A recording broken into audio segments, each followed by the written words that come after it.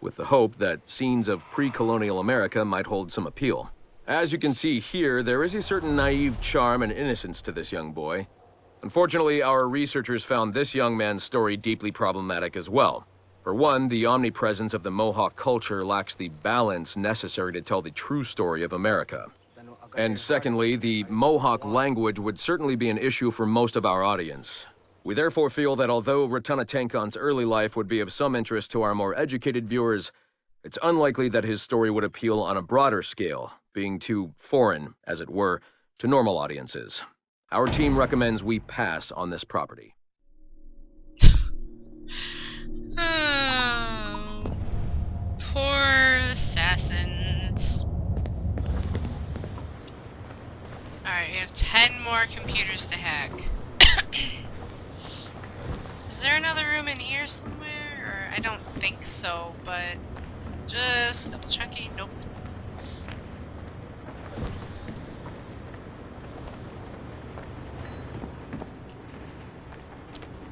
Ah, here's another one.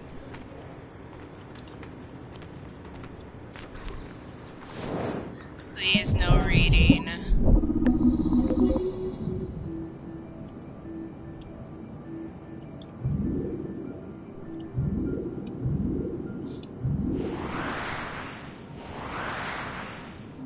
Well, that was easy.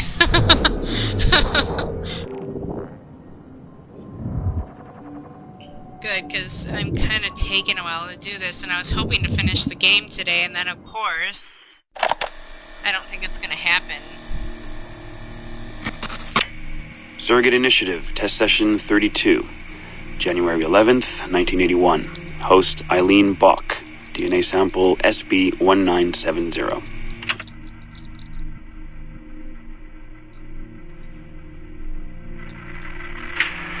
Miriam? Miriam, is that you? Are you in here? Bartle! Oh, thank God you're safe. You've been very sick. Bartle! How did they find you? Oh, Jesus. What would they do to you? Has they hurt you at all? I told them nothing. All they do every day is ask about you and that artifact. But I didn't tell them anything. Nothing. I know you didn't, Miriam. But how are you? You aren't hurt? Not badly, no. I'm fine. Good. We need to get the message out to Oscar. Somehow. We need to tell him where... Very interesting footage, Eileen. This is Germany, you said. World War II? Most of the memories I've been able to access come from a period where Miriam was imprisoned by Nazis in Cologne. Miriam. Is she still alive? No, she was my ex-husband's mother. She passed away about 5 years ago. Well, she was spirited. An impressive lady. Definitely. And the man, Bartle. He made reference to an artifact. Any idea what that is? My team is looking into that, but it's not our first priority. We still need... It is now. Really? You must have other recordings of this woman. Are there any other mentions of this artifact I should know about? Half a dozen or so, yes. What's this about? You have questions, I understand that. I don't have answers for you. Not right now, but I do have money. And if you get me those recordings and bring me any other artifact references you find, then I will triple your operating budget for as long as I can. Triple my budget? My God, what is this? 9 a.m. Monday morning, my office. We have a lot to discuss. But Lillian, I don't... Have a good weekend, Mrs. Bach. Fantastic work.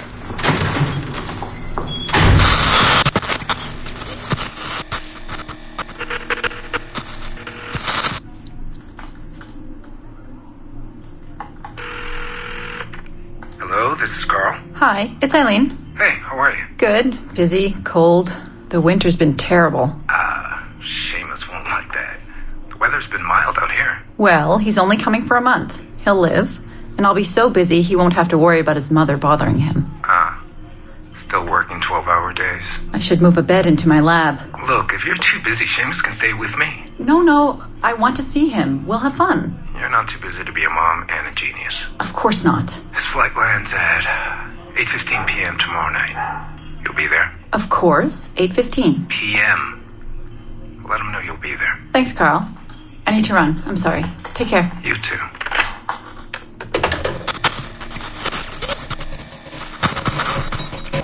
Ah, Eileen. Didn't see you come in. I'm not interrupting? No, it's fine. The subject is unconscious. He's traipsing around 18th century New Orleans right now, in the memories of a woman. That must feel odd. How long has he been under? 83 minutes. Whoa. It's average. What can I do for you? I just wanted to thank you for sending Lillian to see me. She came away very impressed. There. You see, all these bureaucrats need is a little glimpse of our secrets every so often. They like to feel like they're still in charge. Lillian is most definitely in charge. She just tripled my budget. Tripled? Christ, Eileen. You must have discovered who killed Kennedy. Well, she heard something on one of my tapes that interested her. Something about an artifact. Very vague, but it was enough. An artifact? What sort of artifact? Jesus, get him out of there! Get him out! Oh my god. It'll kill him! He's not decoupled! He's having a fucking seizure! Power down! Now!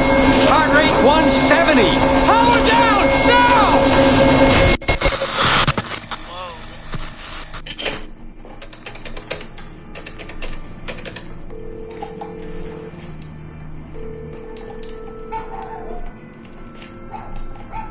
Eileen, Warren here. I was all ready to apologize for the late call, but you seem to be away. Maybe with your son. Listen. Since the unfortunate incident with Subject 1, there's been a lot of dire talk around the office about my Animus project. About shutting it down. About it being unsafe. Typical top brass bullshit. And if they shut me down, then your surrogate initiative goes away too. I'm sure you're already well aware of that. Well, let me be the first to reassure you. This will not happen. I will not let them take this from me. From us. I will not let one death, of an undiagnosed epileptic I should add, I will not let this destroy the decades of incredible research done by our predecessors, and the 5 years I've spent perfecting the Animus. There's still more work to be done, and countless rewards to be reaped. So I wanted you to be the first to know. I have decided to volunteer myself as my second subject. I am convinced that the Animus is perfectly safe, provided I stay within the boundaries of my own ancestral bloodline. Next week I plan to prove this by staying a full 4 hours in the Animus. I would be grateful if you and your team would monitor my progress. And after this necessary but ridiculous proof of concept, I give you my word that I will work closely with you to solve your outstanding problems. Your surrogate initiative is a bold idea, and I do believe it is the future of the Animus project. But while we have the Animus itself, I do not want to waste precious opportunities to prove its safety. I'll see you in the office on Monday. Goodbye.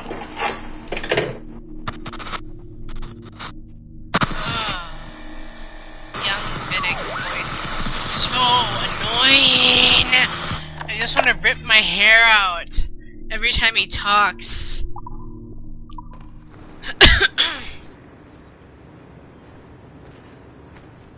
You know, he's overacting in a way that reminds me of the guy who plays Albert Wesker in the Resident Evil movies. God, it's probably the same guy. Third time this month. Ooh, God, his voice annoys me. Okay, I'm done complaining about it. Okay, we've been there, yes. Let's see, anything over on this side that is level 3?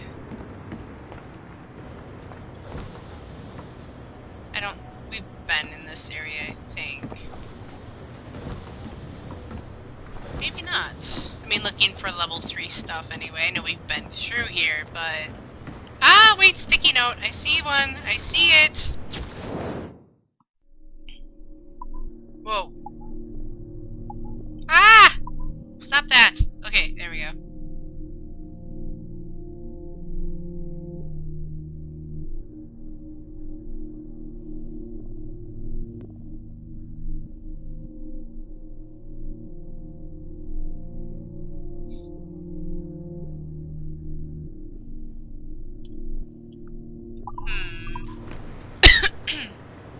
Only 4 more sticky notes. But yeah, it looks like we're done in here. So I guess going downstairs then? Because I think I've gone through pretty much everything upstairs that may be level 3. I'll do a quick little... Because this is... well... yeah, oh yeah, this is... okay, yeah, so I'm done, pretty much, with, upstairs, up here anyway. I suppose I'll try upstairs first, looking for more stuff. Hold on, where am I? There we are, that's where I want to go. I thought the elevator was that way. I'll try upstairs first, because I think there's stuff up there that's security level 3. So... up we go!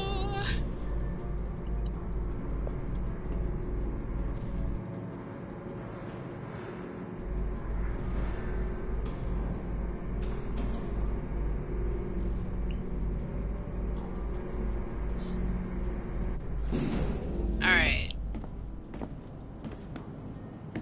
Oh, she's away from her computer, must mean I can... oh yeah, the icon right there usually means I can hack it. I wasn't looking at my map. Alrighty.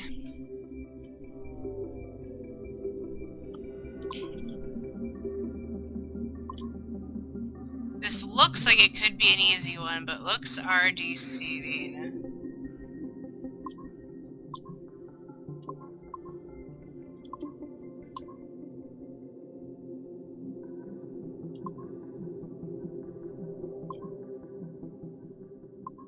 No, that was fairly easy.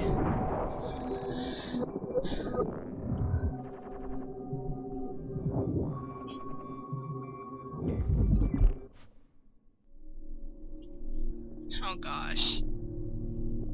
Oh no, more reading!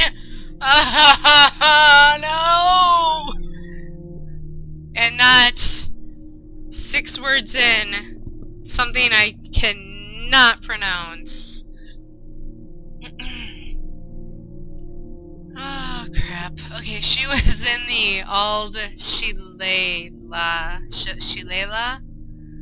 a tavern halfway between Hatherton and Bristol, a regular haunt of mine, and sometimes in the summer when Mother and Father toiled over the shearing at home, when I'd have to make more regular trips into town than several times a day. I admit I hadn't taken much notice of her at first, which is unusual for me because I like to pride myself on knowing the exact location of any pretty woman hereabouts. And besides, the Shilela... is this supposed to be the Shillelagh? But that doesn't make any sense.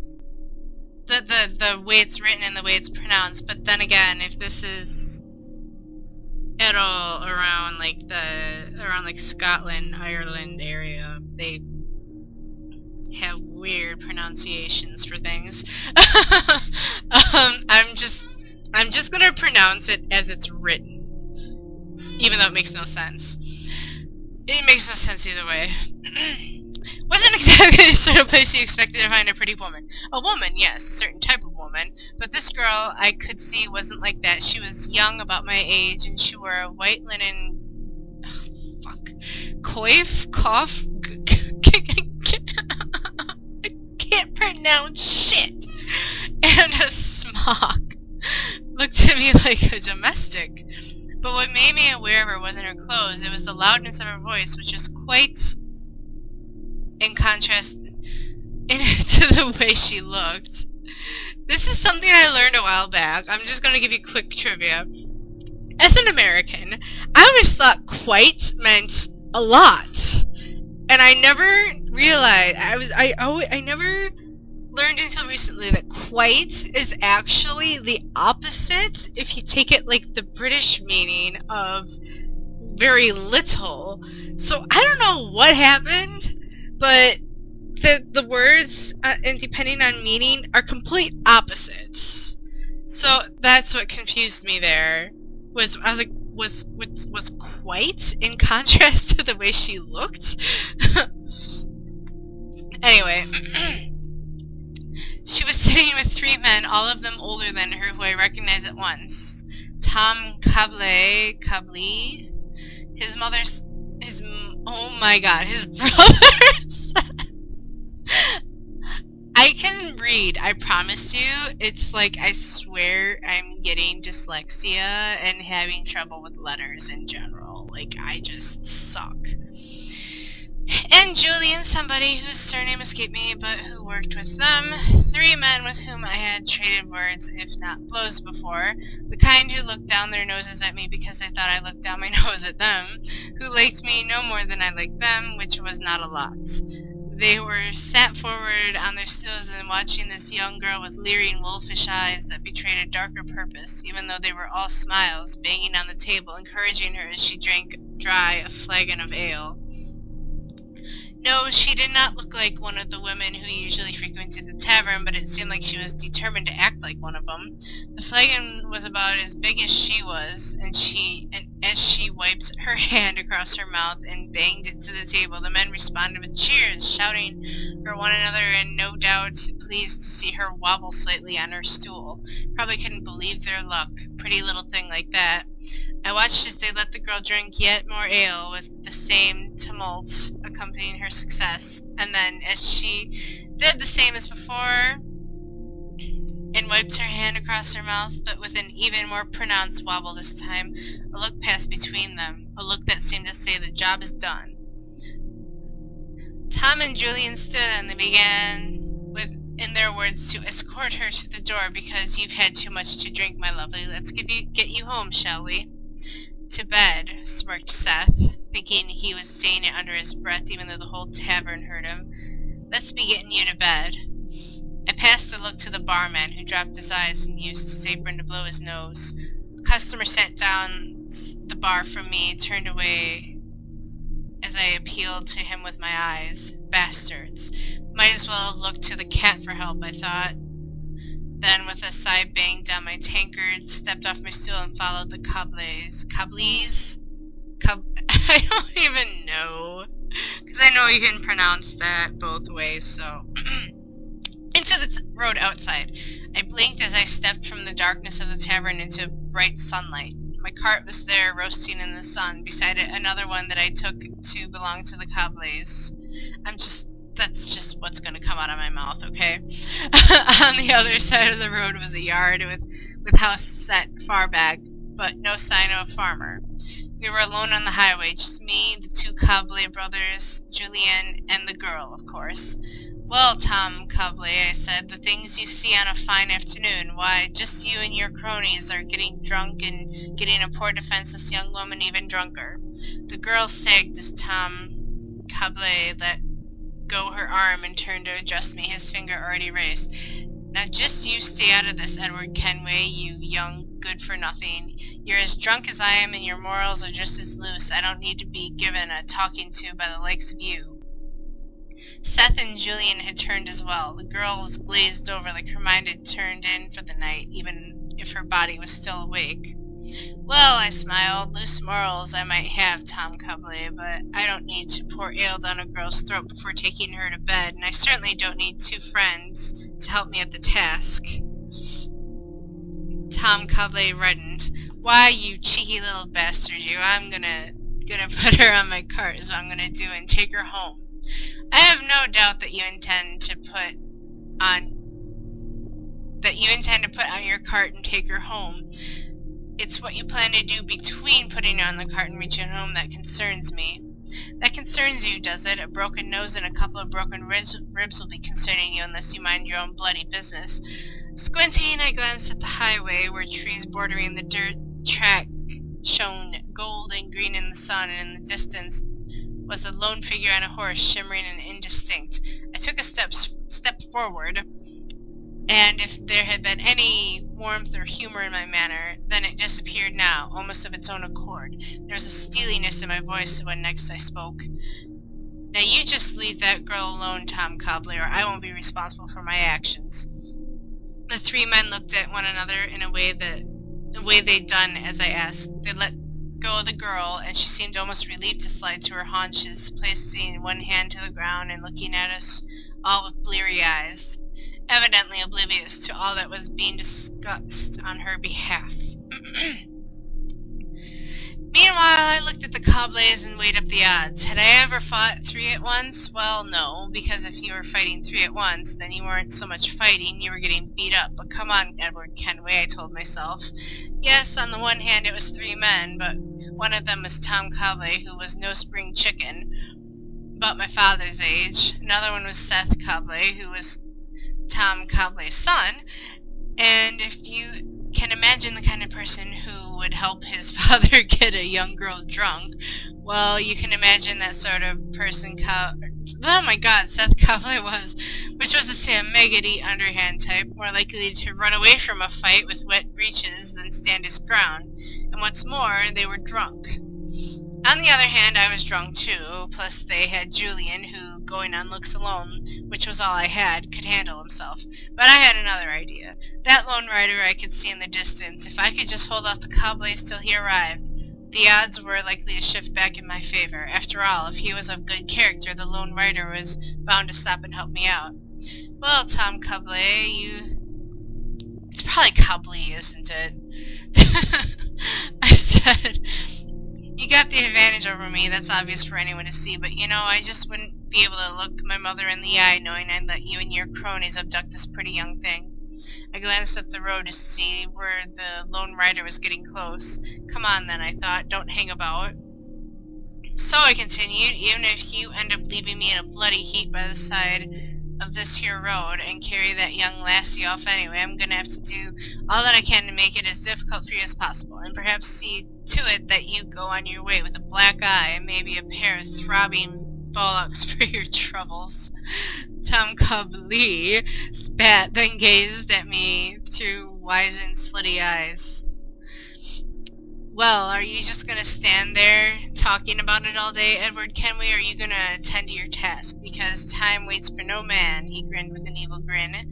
I've got people to see, things to do. Aye, that's right, and the longer you leave it, the more chance that poor lassie has of sobering up, eh? I don't mind telling you, I'm getting tired of all this talk.